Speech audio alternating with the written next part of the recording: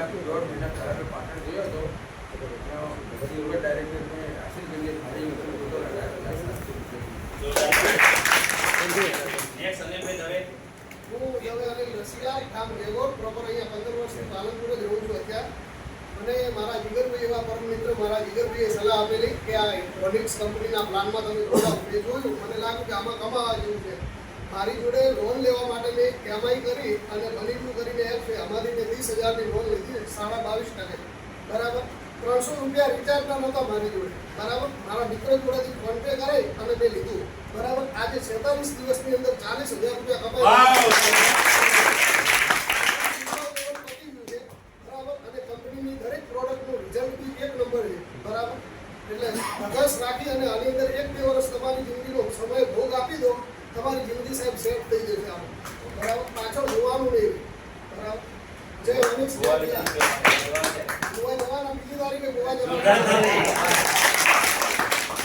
બીજો આપણે પલકેશભાઈ ઘણા લોકો વિચાર કરતા કે 3,3500 ભરો કદાચ કંપની નાહી જાય તો પ્રોડક્ટ નહીં આપે તો પ્રોડક્ટમાં રિઝલ્ટ નહીં મળે તો નહીં, અધર કંપની કરતો વરેલી ખતરનાક છે કે જે ભવિષ્યની અંદર આપણને તકલીફ આપે છે.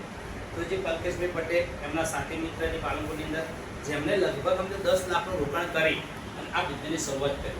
તો વિચાર કરો એમના પાસે કહેવાની 500 લોકો કેટલા ટીમ હતી પલકેશભાઈ જ્યારે ફ્રેન્ચાઇઝી લીધી ત્યારે ફ્રેન્ચાઇઝી લીધી પહેલા કેટલા ટીમ હતી? હવે 5 જણની ટીમ હતી. 5 વ્યક્તિ ભરોસા ઉપર 10 લાખનું રોકાણ કરવું એટલે શું થાય?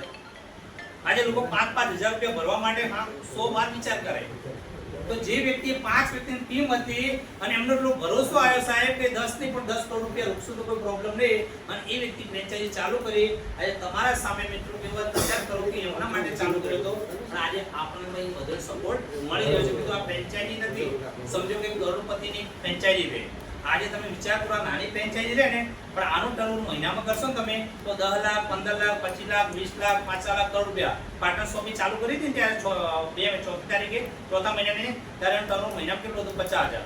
ગયા મહિના ટર્નઓવર કેટલું છે? 20 લાખ પ્લસ રહે છે. 20 લાખ પ્લસ. હવે તમે વિચાર કરો જે 20 લાખ ટર્નઓવર કંપની કોઈ પણ દુકાન હોય ને એને 5 કરોડ રોકાણ કરીને બેઠો ને એનું પણ 20 લાખનું ટર્નઓવર લેતો હતો. ખાલી એને 6 લાખ રૂપિયા લગાયા હતા.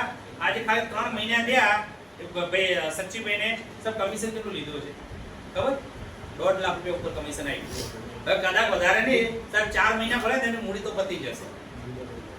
તો કહેવાનું એમ કે બધું વિચાર કરો કે આ ફ્રેન્ચાઇઝી નાની નથી.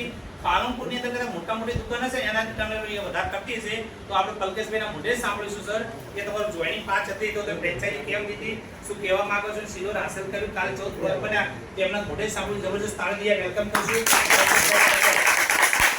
નમસ્કાર, મારું નામ પલકેશ પટેલ, ગામ ચંગવાડા, અત્યારે પાલનપુર. મેં શરૂઆત કરી હતી કંપનીની શરૂઆત થઈ ત્યારે જ ગિરીભાઈ પટેલ અને અનિલભાઈ અને જીગરભાઈ અહીંયા જ આવતા અને ઘૂસઘૂસ કરતા, પણ હું એમના તરફ ધ્યાન નહોતું આપતું. બિઝનેસ ચાલુ હતો અહીંયા મારો ફેક્ટરીનો, તો બહાર જઈને એ લોકો ડિસ્કસ કરતા, ધ્યાન નહોતો આપતો. પછી ધીમે ધીમે એમની તરફ મેં ધ્યાન આપ્યું, પ્લાન જોયો, કંપની જોઈ, પણ તેમ છતાં મેં ચાલુ નહોતું કર્યું. પછી અમને આજથી એક મહિનો ને 10 દિવસ પહેલા અમે પ્લાન જોઈ અને ચાલુ કર્યું. એના પછી 10 દિવસ પછી મેં કંપનીની વિઝિટ લીધી, એમડી સર જોડે મુલાકાત લીધી અને પછી તરત જ ત્યાં મેં ડિસિઝન લીધું કે આની ઓનર શોપી મારે પોતે જ લેવી છે. કારણ કે કોઈ પણ વ્યક્તિ આજે 10 લાખ રૂપિયાનું ઇન્વેસ્ટમેન્ટ કરે છે તો જોયા વગર ના કરે. અને એ જગ્યાએ મેં પ્રોડક્ટ જોઈ, કંપની જોઈ, મેન્યુફેક્ચરિંગ જોઈ, કંપનીમાં કામ કરતા માણસો જોયા અને એનું રિઝલ્ટ જોયું તો 100% આની શોપી મારે જ લેવી છે. ડિસિઝન લઈને બીજા દિવસે મેં શોપી લઈ લીધી અને આજે આના અંદર કામ કરું છું. રિઝલ્ટ કંપનીનું 100% છે. 100% ગેરંટી સાથે આપણે પ્લાન અને પ્રોડક્ટ આપીએ છીએ અને રિઝલ્ટ મળે જ છે માર્કેટમાં. એની સાથે આપણે બધા જોડે મળીને કામ કરીએ અને મારો એવો એચિવમેન્ટ છે કે આપણે મહિનાની અંદર પાલનપુર શોપીની અંદર ખાલી મિલ્કો જ આપણે 25 લાખના ટર્નઓવર કરવા છે. કારણ કે બનાસકાંઠા એક એવું હબ છે દૂધ અને મેન્યુફેક્ચરિંગની અંદર કે સૌથી વધારે બનાસકાંઠાનું દૂધ આખા ઓલ ઓવર ઇન્ડિયાની અંદર જાય છે, બધાને ખબર જ હશે. તો આપણે ખાલી મિલ્કોનું ટર્નઓવર જ 25 લાખનું કરવું છે. તો એના માટે આપણે બધા લીડરોની સપોર્ટની જરૂર પડશે. તો બધા સપોર્ટ કરજો અને સાથે મળીને કામ કરીએ. બરાબર. જય ઓનિક્સ, જય ભીમ.